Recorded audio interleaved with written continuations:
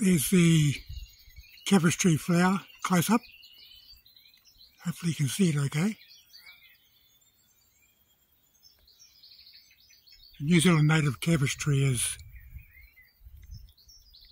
one of the most widely cultivated New Zealand native plants around the world. It's popular as an ornamental plant. It's not a true tree in the sense of being a woody tree. It's actually more related to the grasses. It's part of the grass family.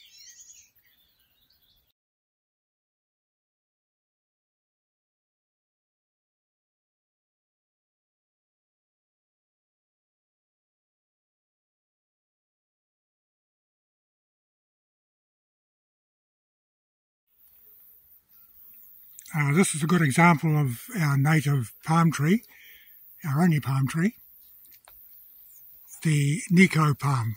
It's N-I-K-A-U.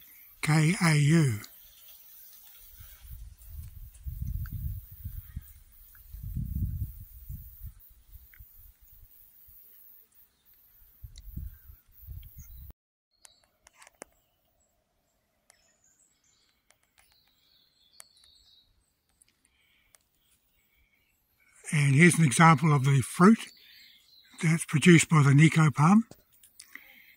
When they ripen up, you might be able to see one berry there, almost ripe. The tui and wood pigeons are going to have a big feast on it and get nice and fat.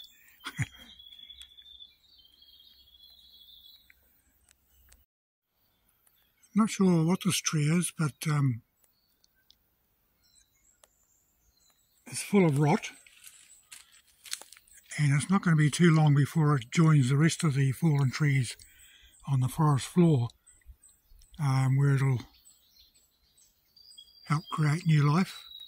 It'll feed the insects and bacteria, funguses and the like, and new trees and shrubs will grow on the remains of it. And that's how life works in the forest.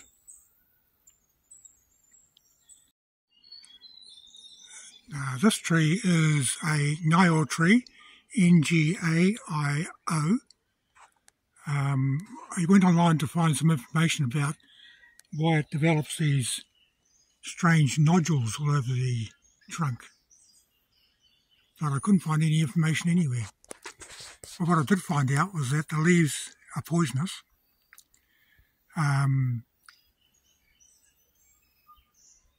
Mainly to livestock, but also can create vomiting in people. So the Maori apparently used it as an emetic, in other words to induce vomiting if they ate bad mussels, for instance.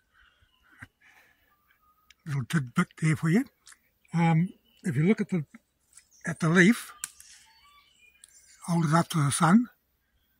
I don't know if you can see it here.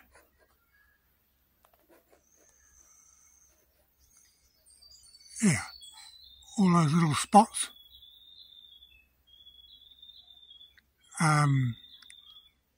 Those are little sacs within the leaf that hold the poison.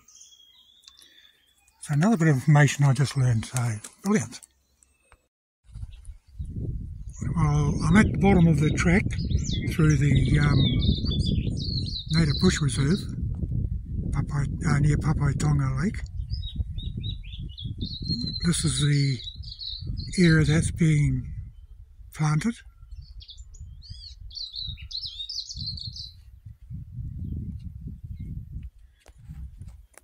And over there is the lake.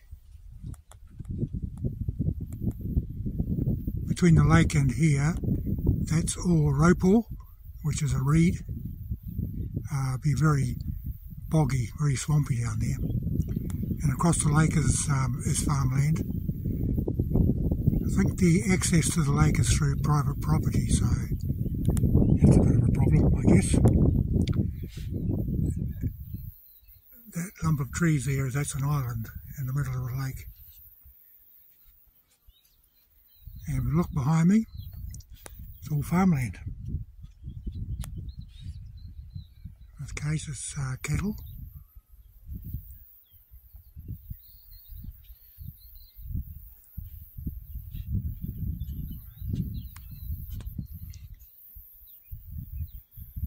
It looks like a couple of manuka there. I don't know if you can see it very well.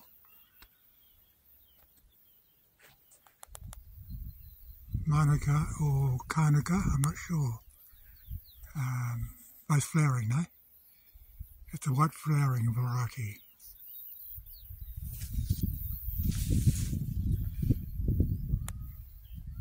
So I'll head back now. Some of the plants in these bush areas can grow in some weird ways.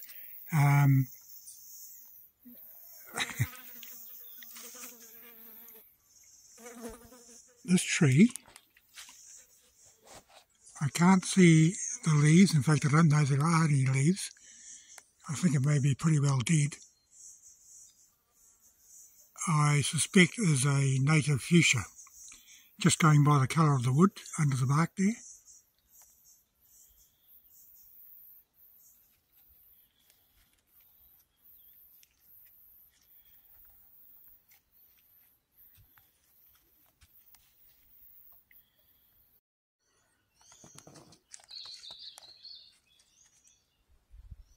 I'm not sure what this fellow's name is.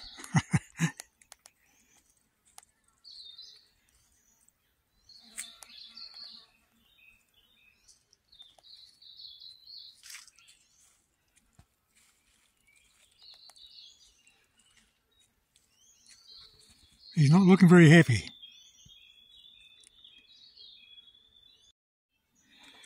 Reminds me of when I was a kid. We used to carve tree fern trunks like this into faces.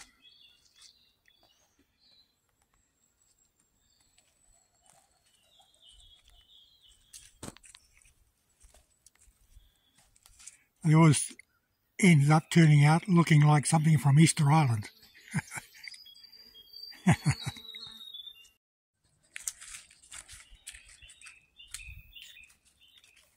I was hoping to find a live specimen of the native tree fuchsia that we looked at before, but no such luck.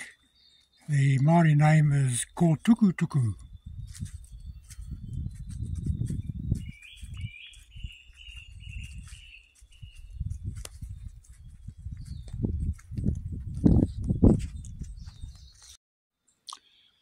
Someone's been putting their artistic talents to work.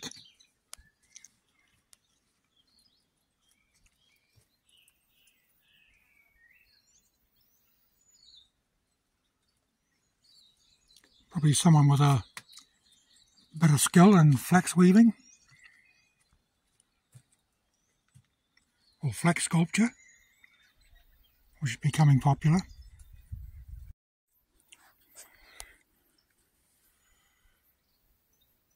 This is known as a koru. That's Māori name. It's an unfolding tip of a fern leaf, which is how these start out.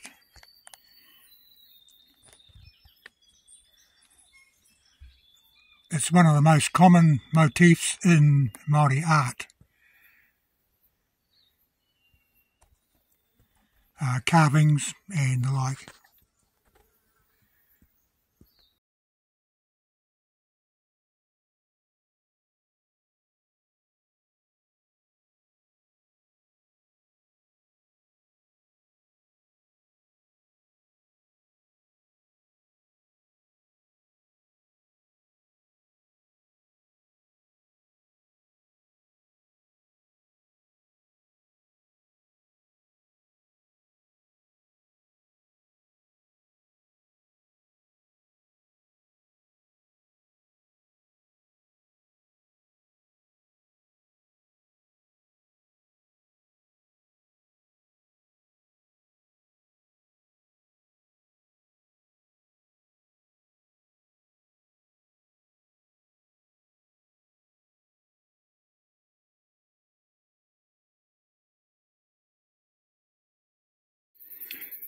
This we're looking at here is a white rata. It's a climbing shrub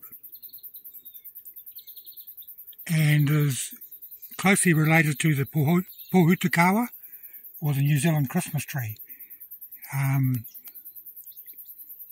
But where the pohutakawa is a tree, this is a climber. It has fluffy white flowers when it flowers. I can't remember when it flowers. It's endemic to New Zealand, so you won't find it growing anywhere else. This tree is a hino, H-I-N-A-U. It's endemic to New Zealand, so it doesn't grow anywhere else. And I'm just looking at this lower branch here with all the little flowers on it. Hopefully you can see it against the light.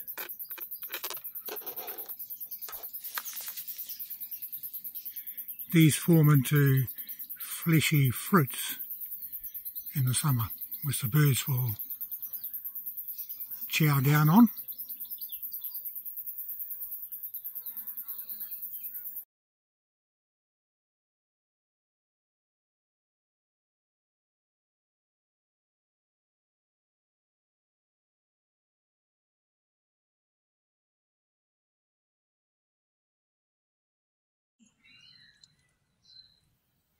Quite a few dragonflies hanging around this little stream here.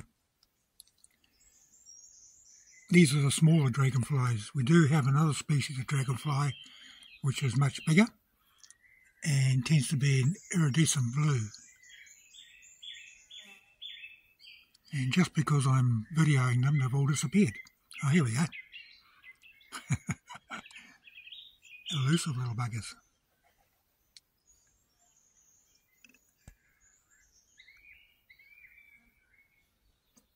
I can get them without falling in the water.